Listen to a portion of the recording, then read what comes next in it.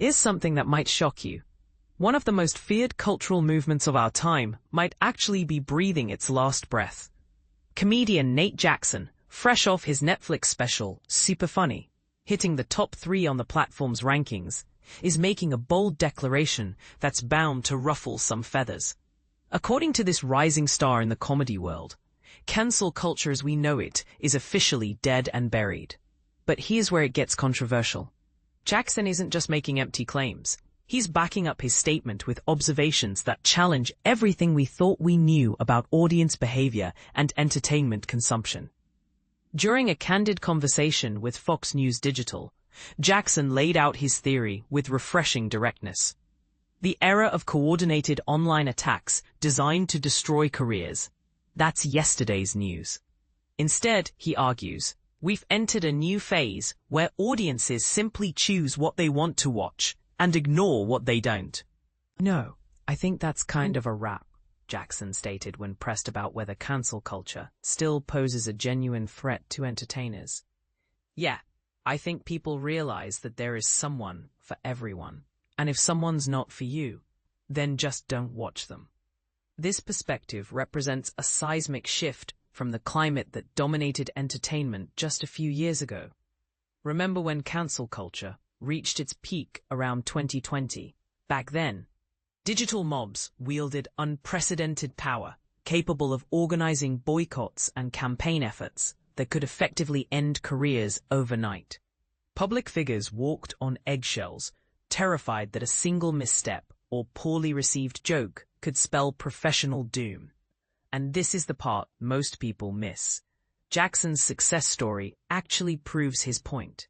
His latest special didn't just perform well, it soared to Netflix's 3rd position during its July premiere. The content? A dynamic blend of high-energy crowd interaction and traditional stand-up material that doesn't shy away from potentially divisive topics. If cancel culture was still in full swing, would such content find mainstream success? Jackson has been steadily climbing the comedy ladder over recent years, even taking the entrepreneurial leap of opening his own comedy venue in Washington state during the height of the COVID pandemic. This move alone demonstrates the kind of creative risk-taking that might have been unthinkable during cancel culture's heyday. But here's what makes Jackson's argument particularly compelling. He points to the sheer abundance of entertainment options available today. The digital landscape has fundamentally transformed how audiences consume content. Instead of rallying together to silence voices they disagree with, people are simply exercising their freedom to scroll past what doesn't resonate with them. A craziest person who has an opinion, their podcast got a following. Jackson observed, highlighting how even the most controversial figures manage to find their audience in today's fragmented media environment. This observation touches on something that traditional media critics often overlook. The democratization of content creation has made it nearly impossible to truly cancel anyone permanently. If mainstream platforms reject certain voices, alternative platforms emerge to fill that void. If traditional audiences don't appreciate particular content, niche audiences step in to support creators whose perspectives align with their own. So if you don't like it, just swipe away from it, Jackson suggested, referencing the simple gesture that has become second nature to digital natives. Now let's address the elephant in the room. This perspective directly contradicts claims made by comedy heavyweights like Dave Chappelle and Jerry Seinfeld, who have been vocal about cancel culture's restrictive impact on their craft. Chappelle famously dubbed the phenomenon celebrity hunting season in his 2019 special, Stick Stones, painting a picture of an entertainment industry under siege. Seinfeld went even further, arguing in April 2024 that mainstream comedy had suffered because extreme left sensibilities had deemed too much humor offensive. Interestingly, though, Seinfeld later backtracked on these comments during a podcast appearance, admitting, "I said that the extreme left has suppressed the art of comedy. I did say that. That's not true." This contradiction raises fascinating questions about perception versus reality in the entertainment industry. Are established comedians perhaps more sensitive to criticism because they have more to lose? Or are newer performers like Jackson simply more adaptable to changing audience dynamics? But here's where Jackson's analysis gets really interesting. He draws a crucial distinction between legitimate criticism and actual cancel culture. According to his framework, audiences have every right to express their opinions about artistic content, even harshly negative ones. That's simply part of the creative process. You have a right to your opinion and to say if you thought somebody's art was good, bad, or whatever. Like, that's the point of art. You put your stuff out for the world to perceive, Jackson explained. The line gets crossed, he argues, when criticism transforms into a coordinated campaign to prevent someone from ever creating again.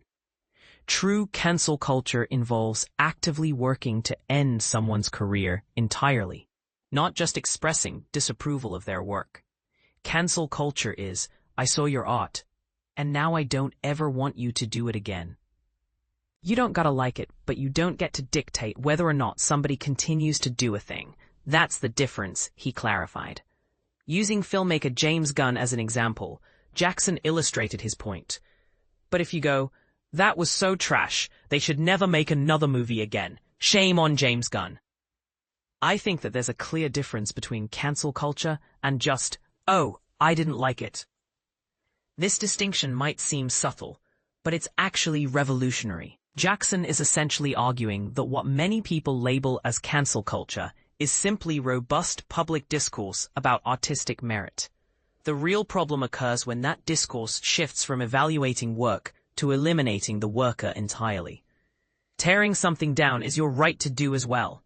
Telling the creator of it to never create again is the problem, or to not even exist, he continued, highlighting the most extreme manifestations of cancel culture. So what does this mean for the future of entertainment?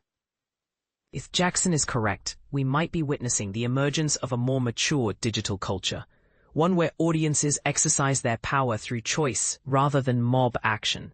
This evolution could signal a return to a more traditional market-based approach to entertainment, where content succeeds or fails based on its ability to find and maintain an audience, rather than its ability to survive coordinated attacks.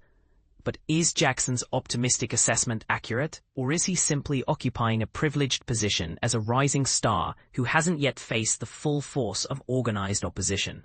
The answer might depend on whether his experience represents a genuine cultural shift or merely a temporary lull in the cancel culture phenomenon. What do you think? Is cancel culture truly dead, or has it simply evolved into new forms that Jackson hasn't encountered yet? Have we genuinely moved toward a more tolerant, choice-driven entertainment landscape, or are we just seeing the calm before another storm? And perhaps most importantly, does Jackson's distinction between criticism and cancellation actually hold up when real careers and livelihoods are on the line?